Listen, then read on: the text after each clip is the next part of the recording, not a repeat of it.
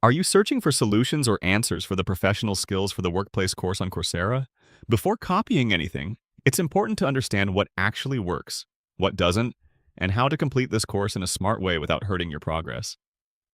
Most people look for solutions because they're stuck on quizzes, peer-graded assignments, or scenario-based questions. The key thing to understand is that this course is not really about right or wrong answers. It focuses on how you think, communicate, and explain your decisions in workplace situations. Because of that, copying answers rarely helps and can actually work against you.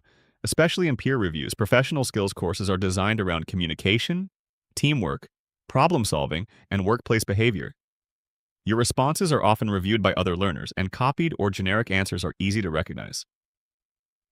When a response doesn't sound natural or personal, it usually receives lower scores and less useful feedback. A better approach is to carefully read the scenario, respond in clear and simple language, and connect it to a real or realistic work situation. Even if your English is not perfect, clarity and honesty matter far more than sounding advanced.